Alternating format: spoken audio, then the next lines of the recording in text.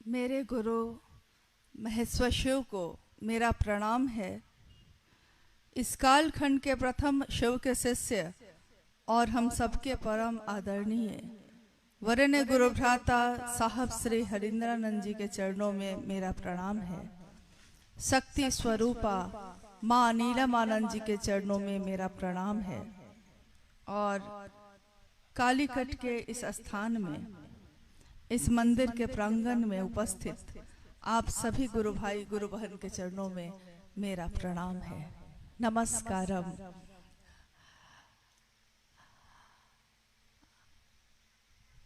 हम सबका सौभाग्य है कि आज अपने गुरु शिव के बात करने के लिए केरल के इस स्थान पे, केरल राज्य के इस स्थान पे आप सबों से भेंट हो रही है और अपने गुरु शिव की बात भी हो रही है। जिस राज्य में हम लोग आए हैं, इसमें कोई दूसरी जगह से आया है, कोई काम करता है, कोई अपने जीवन को चलाता है, कोई अपने परिवार के लिए आया है, कोई यहीं रहने वाला है। लेकिन कारण चाहे जो भी हो, यह केरल राज्य बड़ा ही खूबसूरत है क्योंकि प्रकृति में बसा हुआ है। और साहब ने हमेशा कहा कि शिव प्रकृति का अयन करते हैं, मतलब प्रकृति को अपने आश्रय में लेते हैं। और ये पूरा राज्य प्रकृति के साथ रचा बसा है। बहुत सारे पेड़ पौधे के बीच कोई एक घर है। इस तरह का ही दृश्य हर जगह देखने को मिला। 2 दिन पूर्व जहां हम लोग अभी तमिलनाडु से यहाँ आने के क्रम में रुके थे, केरल का ही एक स्थान है, वहां कुछ लोगों से भेंट हुई तो उन्होंने कहा कि ये राज्य आयुर्वेद के लिए जाना जाता है, यानी कि नेचुरोपैथी जो होता है, नेचर से जो इलाज होता है, प्रकृति से जो इलाज होता है, इसके लिए विश्व भर के लोग आते हैं। मैंने उनसे कुछ और जानना चाहा तो उन्होंने और भी बातें बताई। उन्होंने कहा कि अगर आप ये लेते हैं तो बहुत अच्छा है। मैंने उनको कहा, आपके पास जो सबसे सुंदर चीज थी आपने दी मुझको। मैंने आपकी बात सुनी और आपने सुझाव दिया कि मुझको ये लेना चाहिए, तो मेरे मन ने स्वीकार किया कि लेना चाहिए, तो मैंने ले लिया। मेरे पास भी एक सबसे सुंदर चीज है मेरे जीवन में। आपके जीवन में जो अच्छा था आपने दिया, मैंने आपकी बात सुनी और लिया भी। मेरे जीवन में भी एक सबसे सुंदर बात है। उस व्यक्ति ने कहा, क्या? मैंने कहा, मेरे गुरु शिव हैं। शिव जो भगवान के रूप में पूजित हैं, हजारों वर्षों से पूजित हैं, लेकिन किसी ने ये नहीं कहा कि ये तुम्हारा अपना हो सकते हैं, अपने बिल्कुल अपने हो सकते हैं, और इनको अपना बनाने से तुम्हारे मन को क्या क्या लाभ होगा। शरीर के लाभ के लिए तो मैंने समझ लिया, आपने सुझाव दिया, मैंने ले लिया। मेरे पास भी एक चीज है। क्या? हमारे मन के अंधेरे को कौन दूर करता है? कहते हैं गुरु मन के अंधेरे को दूर करते हैं। गुरु शब्द ही बना है इसी से। इसकी व्याख्या है कि जो अंधेरे से रोशनी की तरफ ले जाता है। अज्ञान तिमिरांधस्य ज्ञानांजन शलाकया, अज्ञान रूपी अंधकार में फंसी आत्मा को जो ज्ञान के शलाका से मलते हुए, उन्मिलन करते हुए रोशनी में ले आते हैं, वही होते हैं गुरु। और जब से वरेण्य गुरु भ्राता साहब श्री हरिंद्रानंद जी ने बताया, दुनिया के लोगों को, जगत के लोगों को जब से ये बताया कि आपके मन के अंधेरे को दूर करने का और कोई उपाय नहीं है। हमारे जीवन में अंधेरा हो जाए, अभी दिन है, थोड़ी देर में शाम हो जाएगी, अंधेरा हो जाएगा। उस अंधेरे को दूर करने के लिए हम कोई ना कोई उपाय कर लेते हैं। दिया जला लेते हैं, कैंडल जला लेते हैं, लालटेन जला लेते हैं, बत्ती जला लेते हैं, रोशनी हो जाती है। लेकिन हमारे आपके मन में जो अंधेरा है, जागतिक अंधेरा तो दूर कर लिया है, मानसिक अंधेरा कैसे दूर होगा? और आज जिस कालखंड में हम आप रहते हैं उसमें कोई शरीरधारी हमारे इस मन के अंधेरे को दूर कर सकेगा? ये संभव नहीं लगता। कुछ हद तक करता है, लेकिन उसके बाद उसकी सीमा भी खत्म हो जाती है, वो भी शिव से लेकर ही देता है। तो हम क्यों नहीं जो सबसे ज्यादा अपने हैं, जो सबसे ज्यादा सत्य हैं, जो सबसे ज्यादा सुंदर है, हम उनको अपना गुरु बना ले। आज से नहीं, सदियों से हम गाते हैं, सत्यम शिवम सुंदरम। तुम सत्य हो, तुम सुंदर हो, तुम शिव हो। शिव मतलब जो करुणावतारम है, शिव मतलब जो महामृत्युंजय हैं, जो महाकाल हैं, जो कालों के काल हैं, महायोगेश्वर है। योग भी वहीं से निश्चित हुई है। शरीर के लिए हम योग का अभ्यास करते हैं, शरीर को ठीक रखने के लिए हम योग करते हैं, लेकिन हमारे मन को अगर हम ठीक कर ले तो कहते हैं एक शक्तिशाली मन अगर हो जाए तो शरीर पे उसका असर होता है।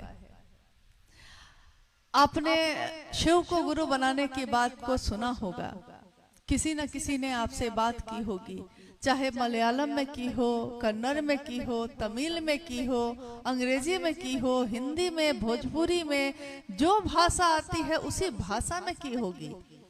आप शायद उसकी भाषा को समझे होंगे या नहीं समझे होंगे। जैसे अभी अम्मा जो गा रही थी तो कुछ कुछ शब्द समझ में आते थे, सारे समझ में नहीं आ रहे थे, लेकिन उनके भाव समझ में आ रहे थे। भाव क्या था? शिव के लिए पुकार थी उसमें। तो भाव अगर समझ में आता है तो भाषा की सीमा भी खत्म हो जाती है, क्योंकि आंखों से कोई किसी को देखता है और प्रेम हो जाता है। ये कैसे होता है? वो उसकी भाषा नहीं जानता, कहता है कोई दूसरा कि तुम क्या कह रहे हो, मेरी समझ में नहीं आ रहा है, लेकिन तुम कुछ कह तो रहे हो मुझको, क्या कह रहे हो समझ में नहीं आता है। I don't know what you say, मैं नहीं जानता आप क्या कह रहे हैं। तो दूसरा इशारों से कहता है। जब भाषा हमारी काम नहीं करती तो हम इशारे से काम लेते हैं, वो भी काम नहीं लेता तो आंखों की भाषा से काम लेते हैं कि वी आर, हम और आप, मेड फॉर ईच अदर, हम एक दूसरे के लिए बने हैं। और सामने वाला समझ जाता है। वो कैसे समझता है? उसको हमारी भाषा नहीं आती। कोई मलयालम बोल रहा है, कोई भोजपुरी बोल रहा है, दोनों को एक दूसरे की भाषा समझ में नहीं आ रही है, लेकिन उसकी आंखें जो कहती हैं, उसके हाथ पांव की जो भाषा कहती है, वो बताती है कि वो लॉर्ड शिवा की बात कर रहा है। लॉर्ड शिवा, जिनका नाम लेते ही हम अपने चप्पल जूते को खोलकर हाथ जोड़कर खड़े हो जाते हैं और हमारा मन झुक जाता है उनके लिए, क्योंकि वो देवों के देव महादेव हैं। लेकिन अभी अनुभया ने सही कहा, हम संपत्ति मांग सकते हैं उनसे, ईश्वर के रूप में वो हमारे मनोकामनाओं की पूर्ति करते हैं। हम मनोकामनाओं की पूर्ति पा सकते हैं उनसे, लेकिन वो लेकर ही हम क्या करेंगे जिसको संभालने का ज्ञान ही नहीं हमको। हम संपत्ति ले सकते हैं अपने पिता की, लेकिन अगर संपत्ति को संभालने का ज्ञान नहीं हो तो वो संपत्ति मेरे किस काम की। कहते हैं माँ बाप एक दिन अपने बच्चों को खेत बांट कर दे देते हैं। खेत बांट कर दिया जा सकता है, लेकिन खेती करने ही नहीं आए। खेत है मेरे पास, कैसे किया जाता है, फार्मिंग कैसे की जाती है, अगर यही नहीं पता है तो हम उस खेत को लेकर करेंगे क्या। पैसे का मूल्य है, पैसे से बेच सकते हैं आप, लेकिन अनाज नहीं उगा सकते, पेट की भूख नहीं खत्म कर सकते आप, क्योंकि ज्ञान नहीं है। मनुष्य ही एक ऐसा है जीव जिसको ज्ञान की जरूरत होती है। पशु को ज्ञान की जरूरत नहीं होती, थोड़े स्तर तक, कुछ दूर तक जरूरत होती है, लेकिन वो जन्मजात ही पैदा होता है। उसको पता है कि उसको खुद पैदा होके खड़े होना है, उसको मालूम है उसको अपनी माँ का दूध खुद पीना है, लेकिन इंसान को नहीं मालूम। वो पैदा होता है, कोई उसको कहता है सिखाता है, दूध पीना माँ सिखाती है, बड़ा होता है, अपने पिता अपने बड़ों को प्रणाम करना घर के लोग सिखाते हैं। यानी हर वो बात जो बच्चा जब पैदा होता है तो हम उसको सिखाते हैं, लेकिन हम भूल जाते हैं कि सारी चीजें तो हमने जमाने की सिखा दी, लेकिन जिस दिन वो अकेला होगा एक दिन हम उसका साथ छोड़ देंगे। जिस दिन वो अकेला होगा उसके मन को सहारा कौन देगा? क्योंकि कोई रिश्ता ऐसा नहीं है जो जीवन भर हमारे साथ चलेगा। कौन सा ऐसा रिश्ता है जो उसके मन को उस समय भी संबल देगा, सहारा देगा? महादेव मेरे गुरु शिव हैं, मेरे गुरु हैं वो, और भगवान भी है, दोनों हैं। कोई मेरा पिता भी है और मेरा शिक्षक भी है, दोनों है। पिता के रूप में हम उससे जो चाहे ले लेते हैं, लेकिन ज्ञान लेने के लिए उसी पिता का विद्यार्थी बनना पड़ता है, शिष्य बनना पड़ता है। वही पिता जब स्कूल में जाकर मास्टर बनकर पढ़ाते हैं तो बच्चे को भी विद्यार्थी बन के बेंच पे बैठना पड़ता है, तब ज्ञान लेता है। और कहते हैं, कहावत है कि पूत कपूत तो क्या धन संचय, पूत सपूत तो क्या धन संचय। यानी पूत अगर सही है, ज्ञान है, ज्ञानी है उसके पास, तो उसको जीवन अपना जी लेगा। वो जीवन जीने के लिए उसको कुछ भी और करने की जरूरत नहीं है। वो कोई ना कोई बुद्धि लगा के, कोई ना कोई काम करके अपने जीवन को जी लेगा। जब आप ही यहाँ आए होंगे अपने गांव को छोड़ के, अपने घर को छोड़ के, आपको तो भाषा भी नहीं आती थी, आपने कैसे यहाँ जीवन जिया है? आप कैसे यहाँ के होके रह गए? इसके लिए कितनी कोशिश की होगी, कितना कुछ किया होगा, सड़कों पे भी सोए होंगे, तब कहीं जाके आज घर बना है आपका। तो देखिए, ज्ञान है तो कमा लेंगे, खा लेंगे, दुनिया में कहीं भी जाकर घर भी बसा लेंगे, लेकिन सब कुछ है, ज्ञान नहीं है तो क्या करेंगे?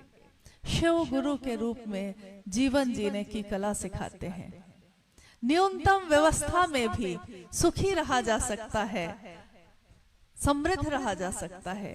ये शिव की तस्वीरें बताती हैं। शिवलिंग की पूजा, शिव की तस्वीरों की पूजा, शिव की मूर्तियों की पूजा नई बात नहीं है, लेकिन उन तस्वीरों से हम क्या सीखते हैं? तस्वीरों में शिव बैठे हैं, उनका वाहन है बसहा, वो भी बैठा है, माँ भगवती उनकी अर्धांगिनी साथ में बैठी हैं, तस्वीर ही तो है वो। लेकिन तस्वीर से भी हम कितनी चीजें सीखते हैं। उनका शेर सवारी है, उनकी बगल में बैठा है, उन्हीं के पुत्र हैं अयप्पा कार्तिकेय, उनका वाहन है मोर, वो भी वहां बैठा है। शिव के गले में सांप है, नागराज उनके गले में है, वो भी शांति से बैठा है। और गणेश का वाहन है चूहा, वो भी शांति से बैठा है। ये सारे वाहन जो हैं इन शक्तियों के, इन सत्ताओं के, वो सब एक दूसरे को खाने वाले हैं। मतलब इतना ज्यादा जन्मजात स्वभाव विपरीत है कि शेर बाघ को खाता है, शेर बैल को खाता है, मोर सांप को खाता है, सांप चूहे को खाता है, लेकिन शिव भाव में बैठे हैं, शिव भाव में बैठे हैं तो सब अपना जन्मजात स्वभाव भी भूल गए। और शिव भाव में बैठने पर शुरू होती है प्रेम की भाषा, प्रेम का भाव। और जहाँ प्रेम होगा वहाँ किसी को किसी से बैर नहीं होगा। शिव शिष्यता की ये धारा जो मूल धारा है, मूल धारा मैंने इसलिए कहा क्योंकि बहुत मुख्य नदी कोई बहती है, उससे बहुत पतली पतली धाराएं भी निकलती हैं, लेकिन वो पतली धाराएं कुछ दूर पे जाके खत्म हो जाती हैं। मूल धारा चलती ही रहती है, बढ़ती ही रहती है। रास्ते की गंदगियां भी उसमें शामिल होती हैं, तब भी रास्ते में चट्टान भी खड़े होते हैं, तब भी, क्योंकि रास्ते में कितने जगह पे पहाड़ हैं, चट्टान है, झरने उस पर से गिर रहे हैं, निर्झर लगातार चट्टानों से टकरा के गिर रहे हैं। रास्ता बना लेते हैं वो। जो चलना चाहता है, जो जीना चाहता है, वो अपने जीवन को चलाने के लिए जगह बना लेता है, रास्ता बना लेता है। चलने वाले सीढ़ियों को भी नहीं चलना है जिसको सीढ़ी को भी पहाड़ समझकर बैठा रह जाता है, और जिसको चलना होता है वो पहाड़ को भी सीढ़ियां बना लेता है। ये वाणी है साहब श्री हरिनानंद जी की। उन्होंने कहा कि मेरे जीवन में कितनी बाधाएं आई, मैंने जब शिव को गुरु बनाया कोई मेरा साथ देने वाला नहीं था, लेकिन मैं अवरोधों को ही आरोहण बनाता रहा। अवरोध मतलब समस्याएं, तकलीफ, दुख, दर्द, पीड़ा हर जगह हमको रोकती है, मेरे जीवन के बहने को रोकती है, लेकिन मेरे गुरु शिव की दया से हम उस सब से गुजरते हुए आगे बढ़ जाते हैं। तो वही साहब ने कहा, मैं अवरोधों को ही आरोहण बनाता रहा। मतलब चट्टान है रोकने के लिए, लेकिन मैं उन चट्टानों पे ही चढ़ चढ़ कर उस पार उतरता रहा अपने जीवन में, अपने गुरु शिव के सहारे, उनके संबल पे। यही बात उन्होंने कही कि जब सबसे सुंदर गुरु हमारे पास उपलब्ध है, क्यों नहीं दुनिया के लोग उसको अपना गुरु बनाते हैं। गुरु, सदगुरु, जगत गुरु, तीन श्रेणियां हैं, लेकिन जिस दिन संसार में गुरु शब्द के साथ तीन श्रेणियां लगी हैं। गुरु तीनों में लगा है, गुरु में भी गुरु है, सदगुरु के साथ भी गुरु लगा है, जगत गुरु के साथ भी गुरु लगा है, लेकिन श्रेणियां बदल जाती हैं। गुरु साधना से, कर्म से, स्पर्श से, अपनी वाणी से हमको आपको अपने पास बैठाकर, शरीरधारी कोई है तो कुछ दूर तक ले जाता है, कुछ दूर तक। ये कर्म करोगे, शिवलिंग पे जल चढ़ाओगे, इस मंत्र का जप करोगे, ब्रह्मचर्य व्रत रखोगे तो ये चीजें हो जाएंगी। ऐसी बहुत सारी चीजें गुरु करवाते हैं अपने शिष्यों से, और एक दूरी तक वो भी लेकर जाते हैं। अगर सही गुरु मिल गया तो सदगुरु श्रेणी में भी अपनी दया से वो शिव के पास पहुंचा सकते हैं हमको आपको, लेकिन उनकी भी शर्त, उसके मन को सहारा, एक सीमा तक ही उनकी शक्ति, क्योंकि कोई रिश्ता ऐसा नहीं है सीमा जो जीवन भर हमारे, अपनी दया से वो सीधे शिव के पास हमको लेके जा सकते हैं, शरीरधारी ही, अगर कोई सही सदगुरु मिल गया है तो। लेकिन विशेष शर्तों के अधीन आए हुए। शर्त क्या होती है? जैसे मांसाहार छोड़ के आना होगा, प्याज लहसुन छोड़ के आना होगा, ब्रह्मचारी बन के आना होगा, मंत्र का जप करना होगा, इतने करोड़ मंत्रों का जप करना होगा, आदि आदि इत्यादि कितनी चीजें। यानी वहां भी एक सीमा के बाद उनकी पसंद और नापसंद के अनुसार ही जो आएगा उसी को वो शिव तक लेकर जा सकते हैं। लेकिन जब जैसे ही हम कहते हैं जगत गुरु शिव, विश्व गुरु, आदि गुरु, जैसे ही हम ये शब्द कहते हैं तो सीधे हमारा मन जाता है शिव के शरण में, और शिव के पास कोई वर्जना नहीं, कोई बंधन नहीं, कोई बाध्यता नहीं है, क्योंकि शिव मात्र अपनी दया से सीधे शिव बना सकते हैं। जैसी भी जीवात्मा है, हम अधम है, हम पापी हैं अगर, तब भी, और हम बहुत पवित्र आत्मा है तब भी, शिव के पास कोई वर्जना नहीं है, कोई बाध्यता नहीं है। हम अपने जीवन को जीने के लिए साधारण सामान्य इंसान हैं हम लोग, हमसे गलतियां होती हैं, हमसे कुछ भूल होती है, लेकिन शिव उन भूलों को भी सुधार कर हमको गले से लगाते हैं। और हमारे आपके जैसे लोगों के मन में, जहां हमारा मन समझ सकता है, जितना समझ सकता है, उस मन के स्तर तक आकर ज्ञान देने की जिम्मेवारी वहन करते हैं। तो हम क्यों नहीं सीधे उस शिव को ही अपना गुरु बनाते हैं। और शिव को गुरु बनाने के लिए बहुत बड़ी लंबी चौड़ी प्रक्रिया नहीं है, मात्र ये 3 सूत्र जो अभी गौरी जी ने बताया, मात्र ये 3 सूत्र, मन ही मन अपने गुरु शिव से दया की याचना करना। कहते हैं, साहब ने कहा कि गुरु से दया मांगना भक्ति की अभिव्यक्ति है। भक्त कहते हैं हम किसी को, कोई भक्त है, सामान्य बोलचाल की भाषा में भी हम ये बोल देते हैं, लेकिन हम ये नहीं समझते कि भक्त क्या होता है। कोई विचारों में खरा है, उसके विचार जब गहरे होते हैं तो भाव बनते हैं, भाव भी जब गहरे होते हैं तो प्रेम बनता है, प्रेम भी जब गहरा होता है और प्रेम का चरमोत्कर्ष होता है, उसको कहते हैं भक्ति। बहुत कठिन है ये भक्ति, इतना आसान नहीं है जितना सुनने में लगता है। लेकिन हम जैसे हैं जो हैं वैसे ही अगर शिव को अपना गुरु बना लेते हैं तो वो शिव हमको खुद ही अपने पास आने के लायक बना लेते हैं, पात्र बना देते हैं, योग्य बना देते हैं। हम में योग्यता नहीं है, लेकिन वो जहां से योग्यता शुरू ही होती है। हम में कुछ नहीं है, हम अधम हैं, हम पतित हैं, लेकिन वो महादेव पावन है। पावन यानी कि जहां जाके सब कुछ पावन हो जाता है, अब वहां कुछ भी अपवित्र नहीं हो सकता। हम में कुछ नहीं है, लेकिन उसमें बहुत कुछ है।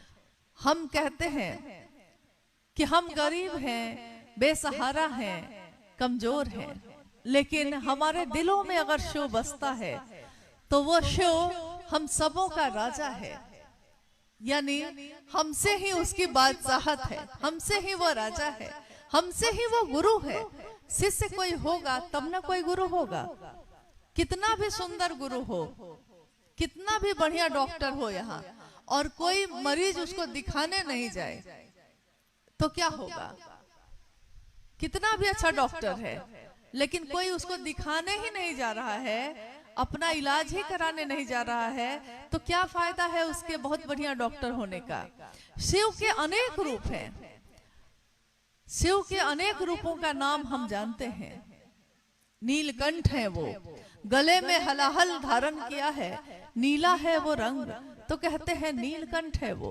त्र्यंबक है वो क्योंकि 3 नेत्रों वाले हैं वो। त्रिशूलधारी है वो क्योंकि सांप और अभय की मुद्रा के साथ साथ त्रिशूल भी है। त्रिशूलधारी है वो। पिनाक है, किरात है, कितने असंख्य नाम है उनके, लेकिन उन असंख्य नामों के साथ जिस रूप से भी हम जुड़ते हैं, उस रूप का लाभ हमको आपको मिलता है। जब हम शिष्य भाव लेकर खड़े होते हैं तो वो जगत गुरु के रूप में मेरे आपके अपने गुरु होते हैं। और जब कोई अपना हो जाता है तो हम उसकी कितनी परवाह करते हैं, इसकी आप कल्पना भी नहीं कर सकते। मेरा बेटा बीमार हो गया, पूरी रात हम डॉक्टर के बाहर, हॉस्पिटल के बाहर डॉक्टर के इंतजार में गुजार देते हैं। 1 सेकंड के लिए भी थकते नहीं हैं, क्योंकि मेरा बेटा बीमार है, हम नहीं दिखाएंगे तो कौन दिखाएगा? मेरा शब्द कितना महत्वपूर्ण है, इसका विचार करिए।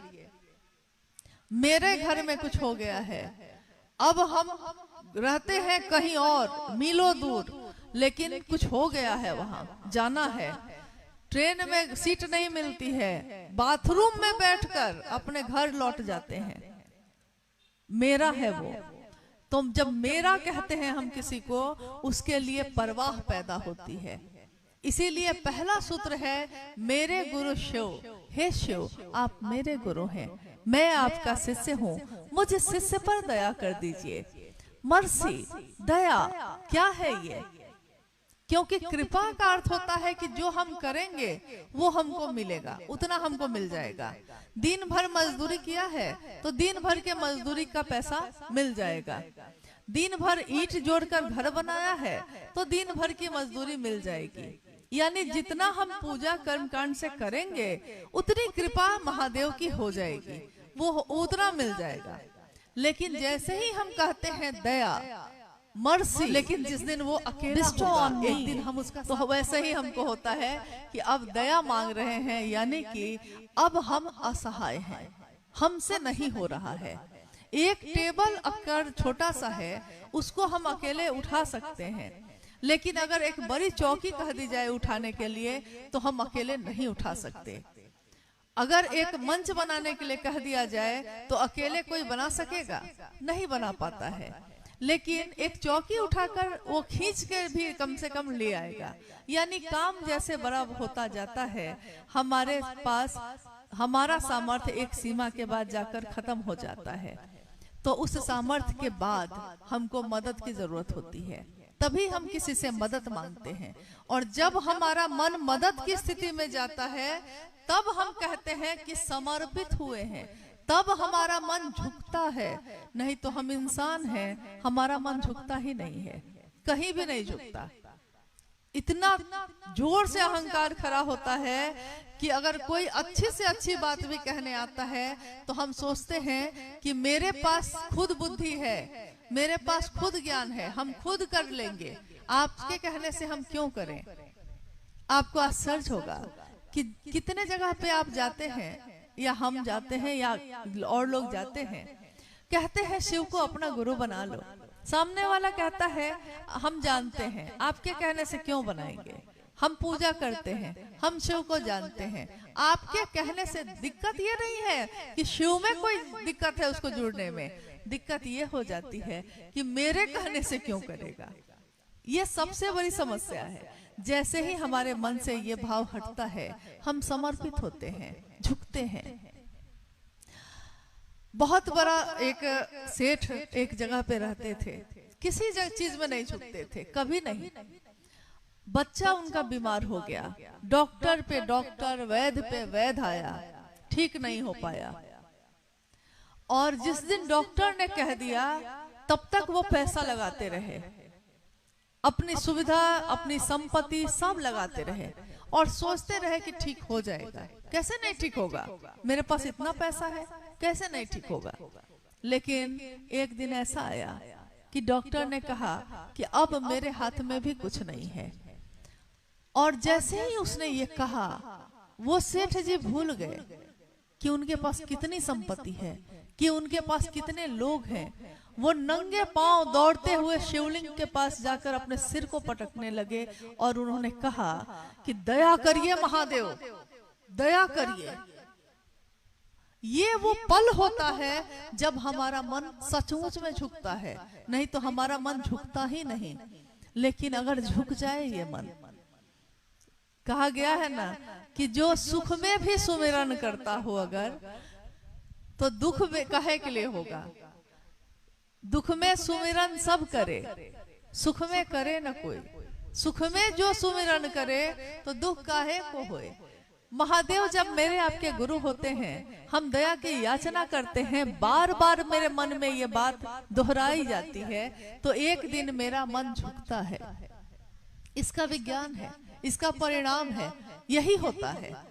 हमको लगता है कि नहीं होगा, आप करके तो देखिए, आप मन ही मन दया मांग कर तो देखिए, और एक दिन हमारा मन ऐसे झुकता है कि महादेव के लिए झुकने वाला सबके आगे झुकता है, कहीं अकड़ के नहीं खड़ा होता, क्योंकि उसका मन मुलायम होता है। वो झुकता है अपने शिव के लिए, वो चाहता है मेरे गुरु शिव की स्थापना उसके दिल में भी हो जाए। इसके लिए तो पहला सूत्र हमें भक्ति की अभिव्यक्ति सिखाता है, यानी दया की याचना।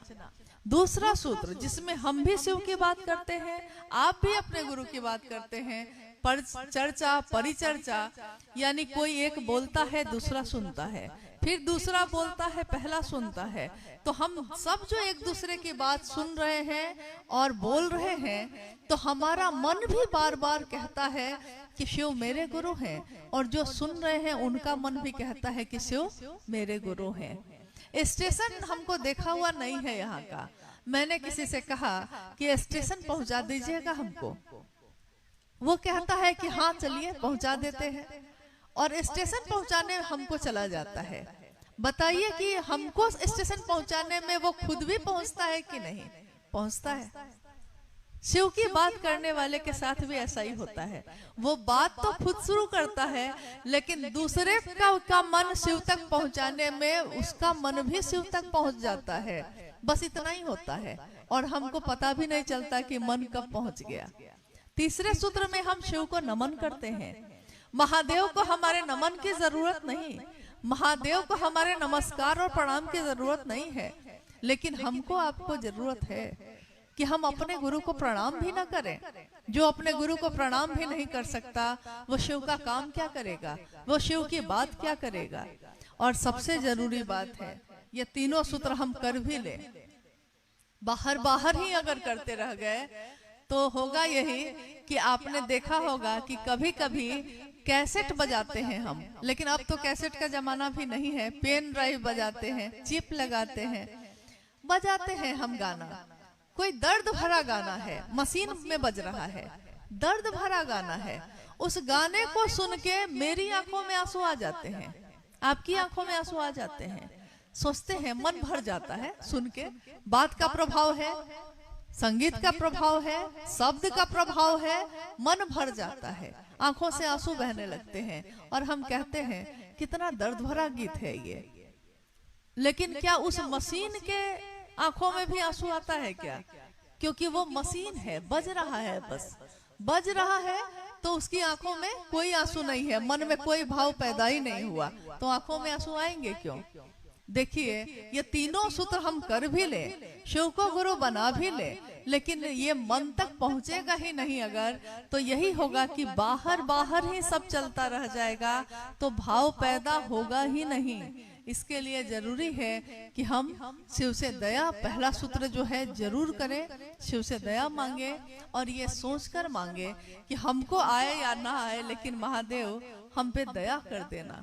भाव ही शामिल ना हो तो रिश्ते भी खत्म हो जाते हैं।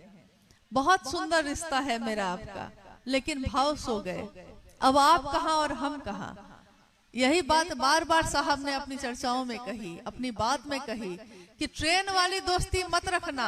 अभी हम लोग इस यात्रा में आए हैं तो हम लोग खूब मिल रहे हैं, कुछ गुरु भाई गुरुबान खूब हम लोग के साथ चल रहे हैं, हम लोग लौटेंगे और वो भी अपने घर को लौट जाएंगे शायद, क्या पता उनको याद होगा कि नहीं कि इसके बाद भी शिव मेरे गुरु हैं, मेरे भी और उनके भी। और हमारे आपके ऊपर इसकी बहुत जिम्मेदारी है कि हम सब अपने जगत के रिश्तों के लिए कुछ ना कुछ करते हैं, लेकिन अपने गुरु शिव के लिए हम क्या करते हैं? क्योंकि शिव ने दीक्षा कोई मंत्र देकर नहीं दी है, शिव ने दीक्षा दी है, लेकिन कोई कर्मकांड सिखाकर नहीं दिया है। हमारे मन में इस विचार का प्रवेश करना ही, इनिशिएशन, इनिशिएट करना, शुरू करना, प्रारंभ करना, जैसे ही हम प्रारंभ करते हैं हमारे मन में दीक्षा प्रारंभ हो जाती है। और जब दीक्षा होगी तो गुरु दक्षिणा भी होगी, और शिव है निराकार, तो हम उनको देंगे क्या? सामान उनको चाहिए नहीं, लेकर वो करेंगे क्या? सब कुछ त्याग के बैठा है वो, क्या वो करेगा लेकर चढ़ावा? सब कुछ त्याग के बैठा है वो, तीनों लोगों की संपत्ति लोगों में बांटने वाला शिव सब त्याग के बैठा है। हम क्या दे सकेंगे उसको? ये आंसू भी उसके, ये बातें भी उसकी, ये धरती भी उसकी, ये हवा भी उसकी, ये अग्नि भी उसकी, ये जल भी उसका, ये आकाश, ये सृष्टि का कण कण भी उसका, हम भी उसके, तो हम उसको देंगे क्या? लेकिन हमारे मन को उसने भाव दिया है, भाव सत्ता है वो, हम अपने मन का कुछ भाव तो दे सकते हैं महादेव को, थोड़ा सा भाव तो दे सकते हैं, और कुछ तो वो मांगते नहीं, और कुछ उनको चाहिए नहीं। तो ये तीनों सूत्र करिएगा इसके लिए कि शिव मेरे हो जाए, और इसके लिए भी कि दूसरों को पहुंचाने में हम खुद भी पहुंच जाएं। अपनों की चिंता हमको सताती है और अपनी यात्रा विस्मृत हो जाती है। अपनों की चिंता सताती है मतलब मेरे घर के लोग ठीक रहे, मेरा पति ठीक रहे, मेरा बच्चा ठीक रहे, मेरे माँ बाप ठीक रहे, मेरी पत्नी सुखी रहे, सबकी चिंता सताती है। सारे लोगों की तरफ देखते हैं लेकिन नहीं देखते जीवन भर, तो अपनी तरफ नहीं देखते। मेरी क्या यात्रा है, मेरा जन्म क्यों हुआ, मैं इस धरती पे क्यों आई, महादेव ने मुझको क्यों जन्म दिया, और जन्म दिया है तो कुछ कारण होगा, कोई तो कारण होगा। आखिर केरल की इस धरती पे हम लोग आज क्या कर रहे हैं, आखिर यहाँ से दूर जाकर भी हम लोग क्या करेंगे, कोई तो कारण होगा। इंसान का जन्म ऐसे ही तो नहीं मिल गया है हमको, एक जानवर की तरह जीवन बिताने के लिए तो जानवर होना ही काफी था। इंसान क्यों बने? क्योंकि इंसान में ही एकमात्र संभावना होती है शिव बनने की। एक बिया है उसके मन में, सारे संबंधों का बिया है, सारे संबंधों का। एक बच्चा जब बड़ा होता है उसके मन में पिता का भाव नहीं होता, पति का भाव उस समय नहीं दिखता है, लेकिन जैसे ही वो थोड़ा बड़ा होता है उसका विवाह होता है, और जैसे ही कोई कहता है कि तुम्हारा विवाह ठीक कर दिया गया है इससे, उसी बच्चे के मन में पति का भाव प्रकट हो जाता है, दिख जाता है। जो इससे पहले तो दिख नहीं रहा था। वो बच्चा से जवान हो गया, ये पति का भाव कहाँ सोया था उसके मन में? बिया था, लेकिन जैसे ही सामने पत्नी के रूप में कोई सत्ता आई है, उसके मन में पति का भाव प्रकट हो गया। अब उसका विवाह हुआ है। कितने रिश्ते जुड़े हैं, जिस रिश्ते में जुड़ा है वो उसी रिश्ते का भाव प्रकट होने लगा है। पैदा हुआ था अकेला, लेकिन उसी अकेले दिल में, उसी अकेले मन में कितने भाव छिपे थे उसको खुद भी पता नहीं होता। जैसे ही सामने वो सत्ता आती है, भाव प्रकट हो जाते हैं। इससे पहले ये भाव कहाँ था? लेकिन शिव को गुरु बना के हमारा शिष्य भाव क्यों नहीं प्रकट होता? क्योंकि हमारे मन को अभ्यास नहीं है। हमारे मन को अभ्यास नहीं है कि महादेव की तरफ देखें।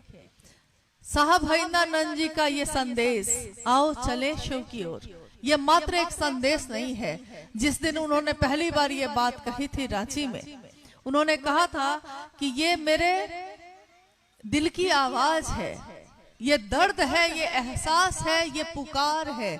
सुदूर वन प्रांतों से आती हुई एक आवाज, एक पुकार है जो कहती है कि शिव एक दिन जीव बना था। एक शिव जहां दुनिया नहीं बनी थी, सृष्टि नहीं बनी थी, शिव ने इच्छा की, एको हम बहुत से आम, मैं एक से अनेक हो जाऊं। और शिव की इच्छा में इतना बल है, इतना बल है, शिवेच्छा बलियसी। उस शिव की इच्छा में इतना बल है कि उसने सोचा है और सृष्टि बनी है। ऐसी कितनी सृष्टि होगी हमको पता भी नहीं। शिव की इच्छा में इतना बल है, और उसी इच्छा में अगर हमारा आपका मन भी मिल जाए तो हमारी इच्छा में भी उतना ही बल है। लेकिन हम अपनी ताकत को समझते नहीं, क्योंकि हम शिष्य भाव से उस शिव से मिलते नहीं। हम बोलते हैं हम शिव के शिष्य हैं, लेकिन आप खुद में सोचिएगा, मैं भी अपने जीवन में सोचती हूँ और सोचूंगी हमेशा, आप भी अपने जीवन में सोचिएगा कि हम बोलते हैं हे शिव आप मेरे गुरु हैं, लेकिन क्या मेरा मन बेचैन होता है कि शिव की बात नहीं होती? क्या मेरा मन वैसे बेचैन होता है कि जैसे मेरा व्यापार यहाँ हो रहा है तो और भी हो जाता, वहां भी हम कर लेते, वहां भी कर लेते, वहां भी कर लेते। इसके लिए हम दिन रात दौड़े जा रहे हैं, एक अंधी दौड़ है जो खत्म ही नहीं होती। कितनी चीज चाहिए हमको? एक छत, कपड़े, भोजन, इससे ज्यादा भी चाहिए। इससे ज्यादा लेकर करते क्या है हम? अंत जब होता है, जिस दिन मौत होती है, ये सारी चीजें बांट दी जाती हैं दूसरों में। तो ये जमा करके भी हम क्या करेंगे? बहुत जमा कर भी लिया तो क्या पा लेंगे? एक बार साहब ने कहा कि किसी को लगता है कि मेरे पास बहुत धन है। क्या उसने सोचा है कितना है? क्या कुबेर से भी ज्यादा है? कितना है? उसकी एक सीमा है। जैसे ही भारत देश में हम रहते हैं, यहाँ पे नोट चलता है, भारत देश से दूसरे देश में चले जाइए, कितने भी नोट आपके बैग में हो, लेकिन दूसरे देश में जाते हैं तो उस नोट का उपयोग कर पाते हैं? वो नोट नहीं चलेगा, आपको बदलना पड़ेगा। एक सीमा के बाद वो चीजें खत्म हो जाती हैं। तो वैसे ही इस संसार तक ही इसकी चमक है, दमक है, लेकिन उसके बाद तो कुछ भी नहीं है। तो जितनी जरूरत है उतना जरूर कमाइए और अच्छा जीवन जिए। और शिव की बात करने वाले का जीवन ऐसे भी बहुत सुंदर होता है, अच्छा होता है, क्योंकि शिव ये सिखाते हैं कि सबसे जरूरी है सुखी होना। मन सुखी होता है हमारा, जीवन में सामान से हमारा सुख नहीं होता। न्यूनतम व्यवस्था में रहने की सीख देते हैं शिव। चट्टानों पे बैठे हैं, ब्याग चर्म लपेटे हुए, चिता का भस्म लपेटे हुए शिव की तस्वीर दिखती है। वो सिखाती है कि ये क्षणभंगुर जीवन के लिए हम कितना कुछ सोचते हैं। 70-80 साल के जीवन के लिए बेचैन हैं, भागे जा रहे हैं, लेकिन हजारों वर्ष की जो यात्रा है इस जीवात्मा की, जो आज इस शरीर में है, आगे पता नहीं कहाँ जाएगी, और इससे पहले भी पता नहीं कहाँ थी, उसकी कोई सोच नहीं है, उसके लिए कुछ सोच नहीं रहे हैं, और धरती के रिश्तों के लिए मरे जा रहे हैं। करिए जरूर, ये भी महादेव की दया है कि परिवार है, बच्चा है, संपत्ति है, लोग हैं, करिए, लेकिन सबके लिए करते करते महादेव को न भूल जाए हम। महादेव ने दिया ही दिया है, अगर वो ना देता तो आज हम आप कहाँ होते। महादेव ने दिया ही दिया है, महादेव की दुनिया में हम आप रहते हैं, लेकिन हमारी दुनिया में वो महादेव कहाँ रहता है, कितनी देर रहता है, कितनी देर ठहरता है। शिव की दुनिया में हम रहते हैं, शिव मेरी दुनिया में कितनी देर रहता है। मेरी दुनिया में और सारी चीजें रहती हैं, शिव थोड़ी देर के लिए रहता है, इससे ज्यादा नहीं। तो आज का ये जो कार्यक्रम है, कोई जिज्ञासा भी है क्या? यहाँ जिज्ञासा भी है? अच्छा, मुझे लगा शायद यहाँ जिज्ञासा नहीं होगी, लेकिन कुछ क्वेश्चंस, कुछ जिज्ञासा आई है। आइए हम लोग उस पर बात कर लेते हैं। समय की भी बाध्यता है, मैंने अभी कहा हर चीज की एक सीमा है, उसके बाद वो सीमा खत्म हो जाती है, फिर आप भी चले जाएंगे, हम भी चले जाएंगे। और क्या पता ये समा, ये जगह, ये बात, ये लोग, ये हम, ये आप सब उस समय होंगे कि ना होंगे, कोई नहीं जानता, क्योंकि ये सृष्टि पल पल बदल रही है, बहुत तेजी से बदल रही है।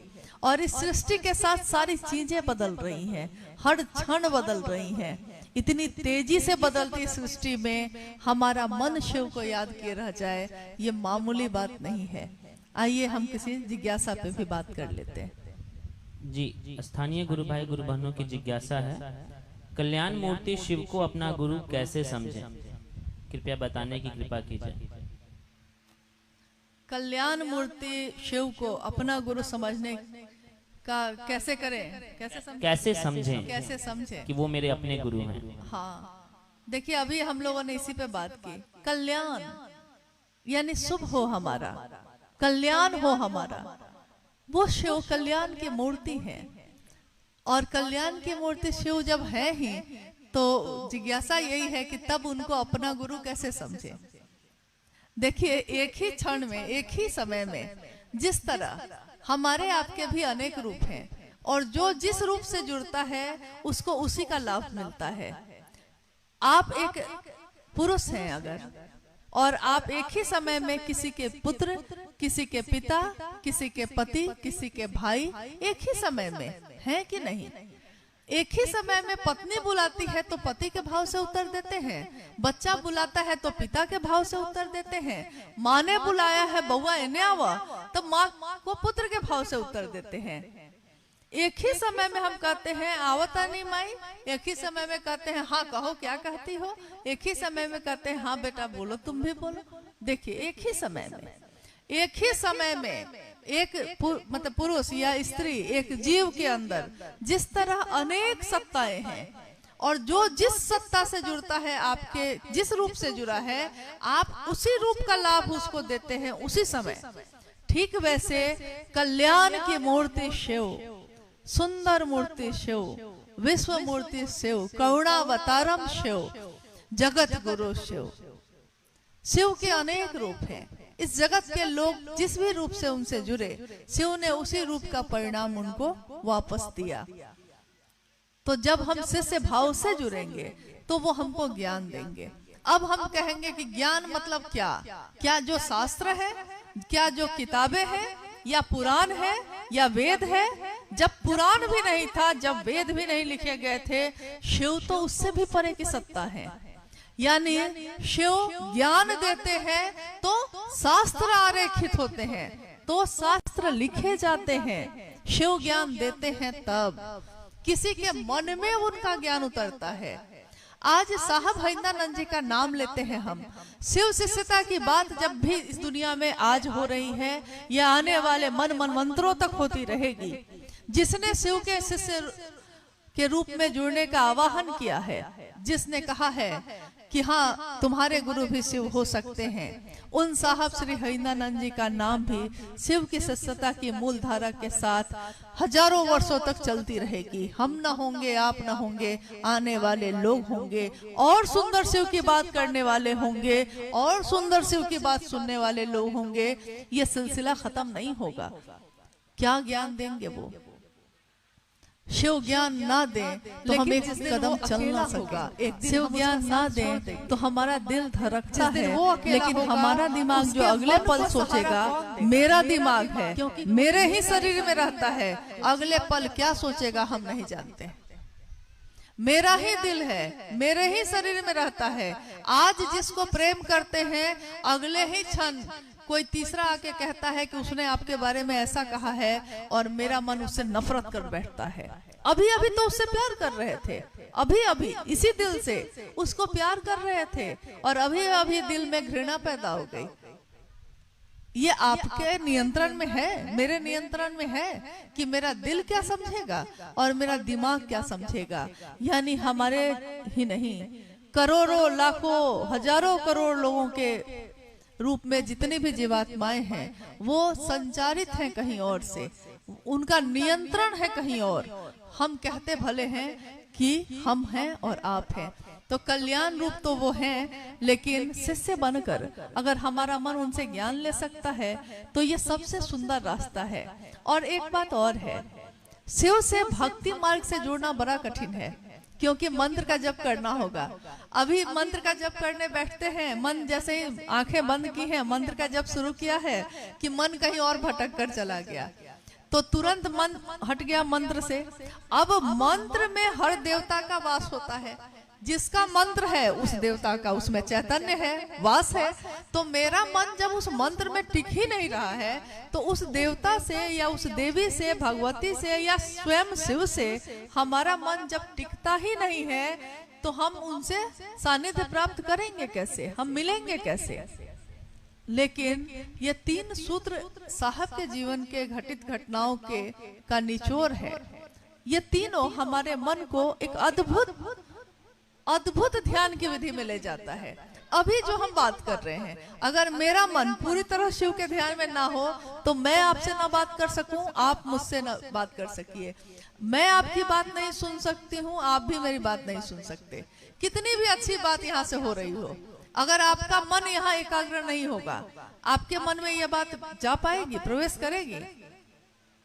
कितनी बार आपने देखा होगा कि हम लोग दो आदमी बैठ के बात कर रहे हैं, और अचानक हम देख रहे हैं उसी की तरफ, वो बोल रहा है मुझसे अपनी बात, और थोड़ी देर बाद हम कहते हैं उसको कि क्या बोल रहे थे अभी। सामने वाला व्यक्ति बुरा मान जाता है, उसको लगता है कि अभी तो बोले हैं आपको, तो हम उसको कहते हैं अरे मेरा मन कहीं चला गया था, मेरा ध्यान कहीं चला गया था। यानी शरीर में सामने रह के भी अगर मन कहीं और चला जाए, तो कोई भी अच्छी से अच्छी चीज हो प्रवेश नहीं करेगी। इसलिए मन का वहां रहना बहुत जरूरी है। और पहला सूत्र, मन ही मन शिव से दया की याचना। दूसरा सूत्र, स्वयं और समूह के लिए शिव की बात करना। तीसरा सूत्र, शिव को एक निष्ठ होकर प्रणाम करना। ये तीनों सूत्र हमारे मन को शिव की दया की परिधि में लेके जाता है। और जब मेरा मन उस परिधि, उस घेरे में आता है, तो वो शिव खुद ही हमको अपनी तरफ खींच लेते हैं।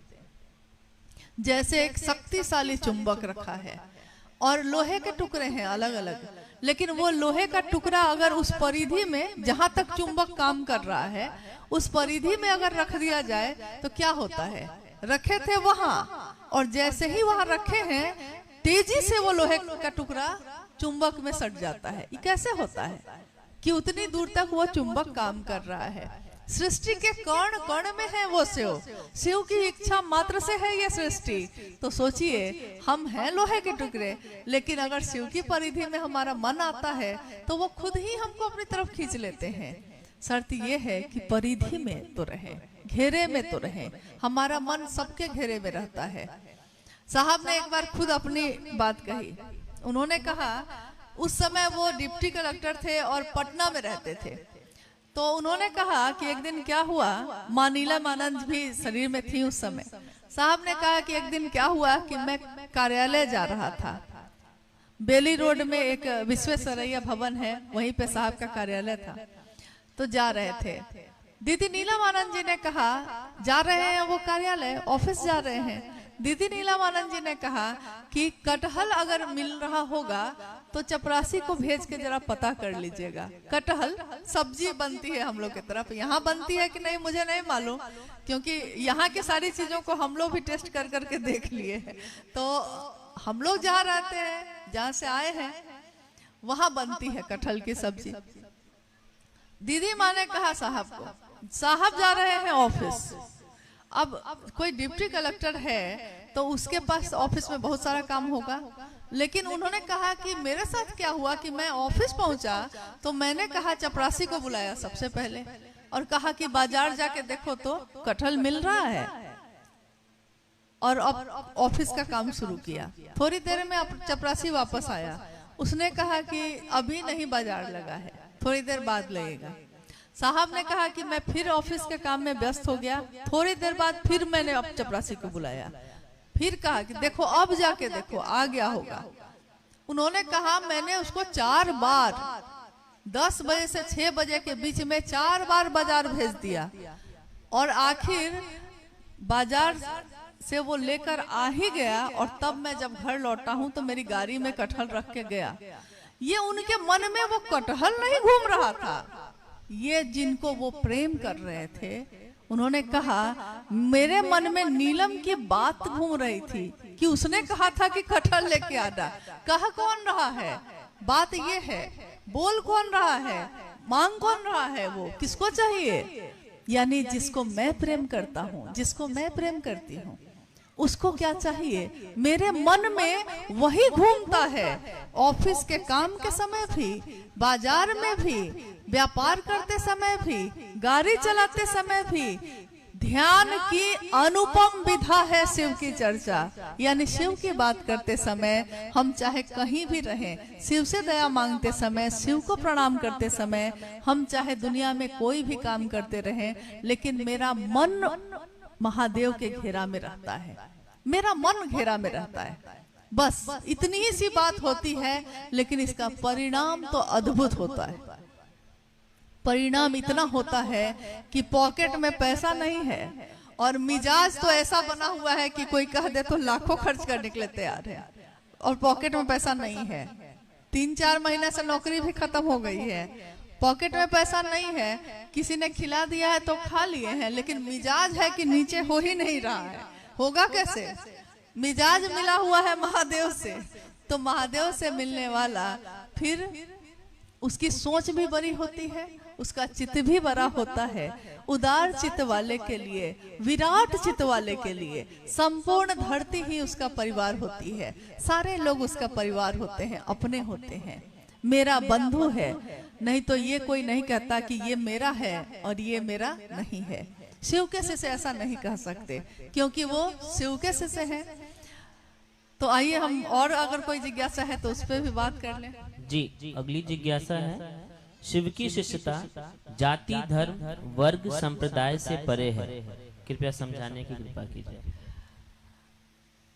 बहुत महत्वपूर्ण बात है।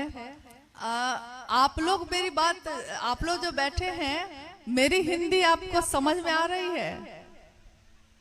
थोड़ी थोड़ी, लिटिल लिटिल, थोड़ा भी नहीं। अच्छा, तो भाव को समझ लीजिएगा। देखिए, शिव की शिष्यता जाति, धर्म, वर्ण, संप्रदाय सबसे परे की चीज है। यानी कि जैसे ही हम कहते हैं शिव के शिष्य हैं हम, वैसे ही मन ही है। ये मन जिस तरह शरीर अभी धरती पे है, तो ये पेड़ जो बगल में है लगा हुआ, इसको यहाँ से खड़े होकर देखिए तो ये पेड़ कितना बड़ा दिख रहा है। लेकिन कोई बगल में 3 मंजिल का घर होगा, उस 3 मंजिल के घर पे चले जाइए और वहां से इस पेड़ को देखिए, हो सकता है आपको अपने आंखों से नीचे दिखाई देगा। ये इसकी चोटी आपके आंखों के नीचे हो जाएगी। शरीर से आप थोड़ा सा ऊपर गए हैं, तो धरती की चीजें धीरे धीरे छोटी होती जा रही हैं, लुप्त होती जा रही हैं, गायब होती जा रही हैं। हवाई जहाज से सफर कर लीजिए, हवाई जहाज में बैठे हैं तब तक सब कुछ दिख रहा है, जैसे ही वो टेक ऑफ करेगा, जैसे ही हवा में जाता है, धीरे धीरे नीचे की चीजें दिखनी बंद हो जाती हैं। फिर चारों तरफ नीचे, बादल तक नीचे दिखाई दे रहा है, यानी नीचे की चीजें दिखनी अब बंद हो गई हैं। आपका शरीर अब ऊपर है। अगर मन को वैसे ले जाएं तब क्या होगा? मन को जब तक नीचे रखे हुए हैं तब तक हमारा मन इन चीजों को पकड़ता है कि ये जो 4 आदमी है ना, ये मेरी जाति का है, वो जो है मेरी धर्म का है, हमको उसके साथ रहना है, हमको उसके साथ रहना है। लेकिन जैसे ही हम कहते हैं शिव, महादेव, अब महादेव के तो राक्षस भी हैं, महादेव के तो देवता भी हैं, महादेव के तो गंधर्व और सारी शरीरी अशरीरी सत्ताएं भी हैं। महादेव के तो सब हैं। तो जो महादेव का गण होगा, जो महादेव का आदमी होगा, जो महादेव का शिष्य होगा, क्योंकि शिष्य तो जो गुरु बोलेंगे वही करेगा। कोई शिष्य अपने गुरु के आदेश पे ही चलता है। शिष्य शब्द का अर्थ ही होता है यही।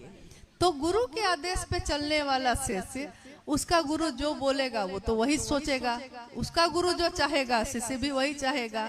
शिव जब मेरे गुरु होंगे, यानी मेरा मन ही तो पकड़े हुए है इन चीजों को। कोई अमीर है, कोई गरीब है, कोई दूसरी जाति का है, कोई दूसरे धर्म का है, कोई इस भाषा का है, कोई उस भाषा का, कोई मांसाहार खाता है, कोई शाकाहारी खाता है। ये सारी चीजें जो संकीर्णता बनी हुई हैं, जकड़ी हुई है मेरे मन को, मेरा मन एक दिन इनसे मुक्त हो जाता है जब हम कहते हैं कि शिव मेरे गुरु हैं, मैं शिव का शिष्य हूँ। अब हम नहीं कह सकते कि आप मेरे अपने हैं और दूसरे जो है मेरे पराये हैं। मेरे लिए तो अब सब अपने हैं, क्योंकि शिव के लिए सब अपने हैं, तो मेरे गुरु के लिए अपने हैं, तो मेरे भी अपने हैं। ये जातियां हमने बनाई हैं, शिव ने नहीं बनाई। ये धर्म हमने बनाए हैं, शिव ने नहीं बनाए। शिव ने एक जैसा ही सबको पैदा किया। शिव ने ही प्रकृति बनाई, इंसान बनाए, जीव जंतु बनाए, कितनी चीजें बनी। सारे शिव की इच्छा का प्रतिफल है। शिव ने कोई भेद नहीं किया, भेद हम लोगों ने किया। एक बच्चा जब पैदा होता है उसको मालूम भी नहीं होता, लेकिन हम उसके दिमाग में डालते हैं किससे बात करो, किससे नहीं बात करो, हम कहते हैं। वो नहीं जानता, वो तो पवित्र होकर ही पैदा हुआ था, निर्दोषी था, निष्कलंक था। लेकिन हम ही उसके जीवन में ये जो जहर हवा में फैला है, उस जहर को उसके जीवन में डालते हैं। डालना था शिव के प्रेम को, डाल दिया है जहर को। तो एक दिन जैसे ही शिव जीव बना है, जीव भी तो एक दिन शिव बनेगा। कोई नीचे से पहाड़ पे चढ़ा है, शिखर पे गया है, तो वो शिखर से फिर चलना चाहेगा तो कहाँ जाएगा। अगर कोई चोटी पे चला गया है और फिर चलना चाहता है तो वो उतरेगा, क्योंकि अब शिखर से चलने के लिए तो उसको नीचे उतरना होगा। तो एक दिन शिव जीव बना और अब जीव शिव बनने की प्रक्रिया में है। तो हम चलते हैं और कहते हैं कि शिव मेरे हैं, तो इनसे कोई फर्क नहीं पड़ता कि कौन क्या है, हमको याद भी नहीं आता। और आपको भी, आपकी भी अनुभूति यही होगी कि जब भी आपने महादेव की बात की होगी, एक जगह बैठे होंगे तो एक थाली में ही खाया होगा, एक गिलास में, एक बोतल में ही सबने पानी पी लिया होगा, एक जगह बिछा के बैठ गए होंगे। मन में ये आता ही नहीं है, क्या किया जाए, क्योंकि मन से ये सारी संकीर्णता, जितने भी तरह के भेद हैं, जितने भी तरह की संकीर्णता है, कपूर की भांति तिरोहित हो जाती हैं, उड़ जाती हैं, खुद उड़ जाती हैं। हम इसके लिए कोई प्रयास नहीं करते। सोचिए, कल्पना कीजिए, जिस चीज को दूर करने के लिए इस भारतवर्ष में कितने आंदोलन हुए, कितनी क्रांति हुई, कितनी चीजें चली, अभियान पे अभियान निकला। एक दिन हम उसका साथ छोड़ देंगे। जाति प्रथा हटाइए, छुआछूत हटाइए, ये करिए, वो करिए, सारी चीजें चली, नहीं दूर हो पाई, खत्म नहीं हो पाई। लेकिन शिव की बात जब शुरू हुई तो ये अपने आप ही खत्म होती चली गई, किसी को पता भी नहीं चला। साहब हरिंदानंद जी ने कभी भी अपनी चर्चाओं में, शिव चर्चाओं में, शिव की बात छोड़कर दूसरी बात नहीं की। उन्होंने मात्र इतना कहा कि उस शिव को अपना बनाओ, और इतना ही करना कमाल कर गया।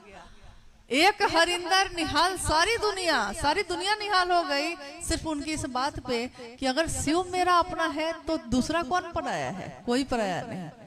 हाँ, जिसके साथ मन अच्छा लगता है रहिए, जिसके साथ नहीं रहता है, मन करता है नहीं रहिए, लेकिन दुश्मन यहाँ कोई नहीं है। सब आपके मन में तो उसके लिए शुभ होगा। हम लोगों ने कथाओं में सुना है, शिव ने जब समुद्र का मंथन हो रहा था, हलाहल निकला, यानी विष, कालकूट विष कहा गया उसको, हलाहल निकला। जब तक और चीजें निकलती रही, सब देवी देवता अपने में बांटते रहे, लेकिन जब हलाहल निकला, अब ये कोई पचा नहीं सकता था, तो सारे लोग दौड़कर आए, देवता भी और राक्षस भी। अमृत के लिए दोनों लड़ रहे थे, हलाहल के लिए कोई नहीं लड़ा। आपने सोचा है कभी? हलाहल के लिए, विष के लिए कोई नहीं लड़ा कि लाइए सब कोई विष बांट लेते हैं थोड़ा थोड़ा, केवल महादेव को क्यों दे। लेकिन विष के लिए सारे लोग जुट गए कहने महादेव को कि महादेव अब इससे रक्षा करिए, क्योंकि इसको तो आप ही पचा सकते हैं। और महादेव के लिए सही बात है, जो चीजें हमारे लिए बहुत बड़ी होती हैं उनके लिए तो कुछ होती ही नहीं है। तो कथा है, ये कहानी है कि उन्होंने हलाहल का पान किया और कंठ में ही जो रख लिया, इसलिए नीलकंठ कहलाए। दुनिया ने महादेव को क्या दिया? विष दिया। देवी देवता जिसको भी संकट पड़ा दौड़ कर आया महादेव के पास, महादेव ने उसको क्या दिया? कल्याण दिया, शुभ दिया, करुणा दी। लेकिन महादेव को विष दिया। महादेव ने इसके बदले विष दिया किसी को क्या? महादेव ने किसी को विष दिया? महादेव ने अमृत दिया। ज्ञान के अमृत धारा बरसती है महादेव के नाम से। महादेव ने अमृत दिया। जो महादेव का शिष्य होगा वो दुनिया को विष देगा या अमृत देगा? वो दुनिया में जहर नहीं घोलता, वो दुनिया को अमृत देता है। अमृत मतलब वो नहीं जो पी लिया जाए, अमृत मतलब वो जो आपके जीवन को शुभ्र चिन्मयी उद्वेलन से भर दे, आध्यात्मिक तरंगों से भर दे, शिव की तरफ चलने का रास्ता दिखाए। तो इस रास्ते पे चलने का आग्रह भी है आप सबों से। और हम लोगों का विश्वास है, पिछली बार जब साहब आए थे इस कालीकट में, यहाँ कुछ गुरु भाई लोग जो बैठे हैं, कुछ सीतामढ़ी के हैं और जगह के भी हैं, लखीसराय के हैं, कुछ लोग आए थे यहाँ। कोई एक आता है, शिव की बात फैलाता है, लोगों तक पहुंचाता है। लेकिन एक दिन ये दुनिया बदलती है, फिर से शिव की तरफ चलती है। शिव की तरफ से चले थे तो सब एक थे, फिर दुनिया में आके बट गए अलग अलग चीजों में। फिर लौटेंगे तो कहाँ जाएंगे? वही शिव के पास जाएंगे जहाँ जाकर हम सब एक हो जाएंगे। यानी वहाँ कोई जाति नहीं, वहाँ कोई धर्म नहीं, वहाँ कोई वर्ण का भेद नहीं, वहाँ अमीर गरीब नहीं। सदियों से सताए लोग जहाँ सीने से लगाए जाते हैं। शिव वो है जो सदियों से सताई जीवात्मा का भी उद्धार करते हैं और गुरु के रूप में सबको अपने पास इतना नजदीक ले जाते हैं कि भक्त के रूप में पहुंचना बहुत कठिन है, लेकिन शिष्य के रूप में हम उनके पास आराम से जा सकते हैं, बहुत ही नजदीक जा सकते हैं। क्योंकि शिष्य का तो मतलब ही होता है कि उसको कुछ नहीं आता है। तो महादेव क्या कहेंगे कि तुमको कुछ आएगा तब मेरे पास आना? महादेव की लाचारी है कि जिसने भी शिव को पुकारा है, शिव को उसको अपना बनाना ही पड़ेगा। तो आइए आज के इस कार्यक्रम में आप सब, हम सब जो आए हैं यहाँ, और ये महादेव के नाम का कार्यक्रम जो हुआ है शिव गुरु महोत्सव, यहाँ कोई विद्वान नहीं है, कोई प्रवचन करता नहीं है, कोई ऐसा नहीं आया है जो हाँ कोई विशेष है, लेकिन ये गुरु का मंच है। और हम सबका सौभाग्य ही है कि हम इस योग्य नहीं हैं, लेकिन महादेव ने हम लोगों को अपना शिष्य होने की पात्रता दी है। यही बहुत बड़ी बात है। हम कुछ नहीं जानते, हमें कुछ नहीं आता, हमने किसी शास्त्र का अध्ययन नहीं किया है। शिव के प्रेम की धारा जो बही है, बस उसी धारा से अपने मन को छू लिया है, बस मन छू गया है उस धारा में, इतना ही हुआ है। साहब हरिंद्रानंद जी ने हमेशा कहा, अभी अनुभया ने जब पूछा कि पिछली बार जब साहब आए थे केरल तो आप में से कितने लोग थे, आप में से कुछ लोगों ने हाथ उठाया भी। हमारे आपके जैसे लोगों का ये परम सौभाग्य है कि हमने उनको शरीर में देखा जो शिव का संदेश लेकर इस धरती पे आए। आने वाले समय में हजारों वर्ष तक, क्या आने वाले समय में कोई उनको शरीर में नहीं देख पाएगा, लेकिन हम में से लोगों ने देखा, सुना, अपने इन कानों से सुना है, देखा है। तो इस बात को जो उन्होंने कहा है, जो उन्होंने चाहा है, हम भी दूसरों तक पहुंचा सके, बस इतना ही प्रयास हमारा है। आपसे भी यही अनुरोध है कि जहां भी जाइए शिव नाम का दिया जलाते जाइए, बाकी शेष सब शिव गुरु हैं, उन पे छोड़ दीजिए। हम आप गुरु नहीं हैं, हम सब शिष्य हैं। शिष्य की पात्रता नहीं होती, पात्रता गुरु की होती है। संत की ऊंचाई नहीं नापी जा सकती, लेकिन गुरु की ऊंचाई नापी जाती है। कैसे? उसके शिष्यों से। अगर कोई शरीरधारी गुरु है और उसके शिष्य जाते हैं तो दुनिया के लोग कहते हैं कि देखो वो जो जा रहे हैं उस गुरु के शिष्य जा रहे हैं। वो गुरु को नहीं देख रहा है, वो उन शिष्यों को देख रहा है जो धरती पे गुजर रहे हैं। लोग कहते हैं उस गुरु का ये शिष्य है जो जा रहा है। उसका आचरण देखते हैं लोग, ये कैसा मन का है, ये कैसी बोली बोलता है, इसका आचरण कैसा है। यानी मनसा वाचा करुणा, मन से, वचन से, कर्म से हमारी बोली क्या कहती है। शिव का नाम लेने वाला गाली नहीं दे सकता। शिव की बात करने वाला दूसरों से सम्मान जनित व्यवहार करता है। शिव की बात करने वाला दूसरों से प्रेम पूर्ण बात करता है। जो बोलता है वही उसके मन में होता है, जो उसके मन में होता है वही उसके आचरण में होता है। क्योंकि अगर कोई बहरूपिया, कभी आपने देखा होगा कहीं कहीं होता है कि गांव में कोई काली का रूप धारण करके आ जाता है, बच्चे डर जाते हैं। उनको लगता है कि माँ काली आ गई है, इतनी बड़ी जीभ है लाल रंग की, माँ काली आ गई है, वो डर जाते हैं। लेकिन कुछ देर के बाद जब वो अपने चेहरे से जो बाल है, चेहरा का मुखौटा है, उतार के रखने लगता है, वही बच्चा देख के कहता है अच्छा इसने मुखौटा चढ़ाया था, ये काली माँ नहीं है, ये मुखौटा चढ़ाया था इसने। वो समझ जाता है। तो किसी का आचरण, किसी की बोली, किसी का मन, ये थोड़ी देर में नहीं बदलता, ये रहता है तो अस्थाई ही रहता है। ऐसा नहीं होता कि दूसरों को दिखाने के लिए हम कुछ और बोलें और फिर अपने जीवन में लौट के कुछ और बोलें, ऐसा नहीं होता। शिव के शिष्य जहाँ दिखते हैं तब भी, नहीं दिखते हैं तब भी शिव जैसा ही सोचते हैं, जैसा हमारा गुरु सोचते हैं हम भी वही सोचते हैं। शेष जीवन है, जीवन जीना है, परिवार भी चलाना है। जगत मिला है तो जगत महादेव का दिया हुआ है, महादेव ने दिया है तो जगत में रहेंगे भी, भोगेंगे भी। भोगेंगे, भुक्त नहीं होंगे, दोनों में बड़ा अंतर है। भोगेंगे मतलब ये कि गाड़ी खरीदते हैं तो अपने भोग के लिए, यानी अपने आराम के लिए। लेकिन गाड़ी में अगर एक दाग लग जाता है तो हमारा मन घोर हो जाता है, तो हो गया भोग। लिया था अपने सुविधा के लिए। जीवन में जो चीजें मिलती हैं जरूर भोग करिए, लेकिन ऐसे भोग करिए जैसे किसी गेस्ट हाउस में जाके आप निकल जाते हैं। क्योंकि आपको पता है ना कि 2 दिन ही रहना है, तो कहाँ उसकी परवाह में आप अपने जीवन को घोर करते हैं। देखिए इसी बात पे अब तो समय भी हो रहा है और हम लोग भी अब चलेंगे। साहब ने कहा कि उनके पिताजी ने, साहब ने अपने जीवन की घटनाओं को ही हमेशा लोगों को सुनाया, समझाया, ताकि उससे हम बहुत चीजें सीख सकें। साहब के पिताजी यानी हम लोग के दादाजी, उन्होंने मुजफ्फरपुर एक जिला है, वहां एक घर बनवाया था। साहब उस समय रहते थे पटना में।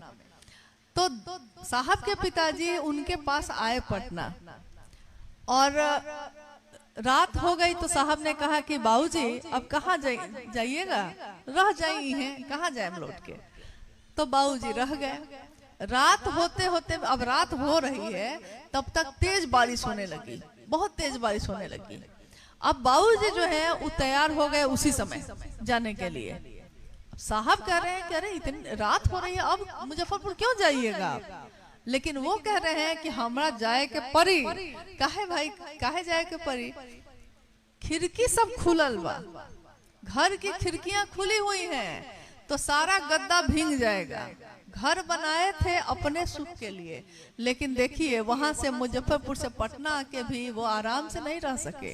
वो गाड़ी पकड़कर चले ही गए मुजफ्फरपुर। उसी समय साहब ने कहा भोगने के लिए बनाया था वो घर, जिस दिन इस शरीर छूटेगा कहाँ रहेगा वो घर।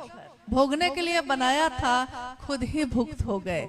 शिव कैसे से भोगते हैं लेकिन भुक्त नहीं होते हैं। इस चिंता में नहीं रहते हैं कि हाँ ये मेरे लिए रहे, उसकी चिंता में हम नहीं है, वो मेरी चिंता में रहे तो ठीक है।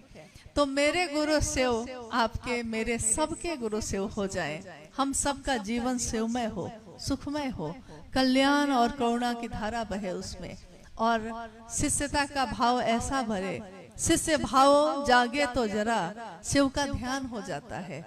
शिष्य भाव दिल में, हृदय में अगर भर जाए तो महादेव का ही ध्यान होगा। जिसका भाव भरेगा उसी का तो ध्यान होता है। तो चाहे जहाँ रहिए, प्रकृति देखिए, घूमिए फिरिए, खाइए पीजिए, खुश रहिए, लेकिन शिव के साथ रहिए।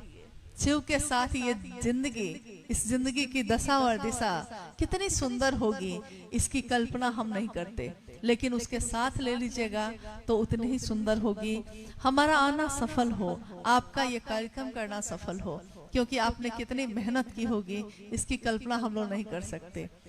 जहाँ पे उपजाऊ जमीन है वहाँ तो कोई जाके खेती कर लेता है, जहाँ शिव से जुड़ाव होकर भी न है वहाँ जाकर बिया छींटना, पौधे बनाकर सींच लेना, ये मामूली बात नहीं है।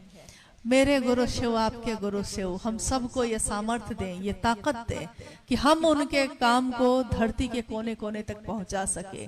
साहब हरिंदरानंद जी, दीदी नीलम जी की दया आशीर्वाद ऐसा हो हम सभी शिव शिष्य पर, और जो कि हमारे साथ, आपके साथ हैं, वो लगातार है। मनसा क्या है हमारी, ये पहले स्पष्ट कर दीजिए।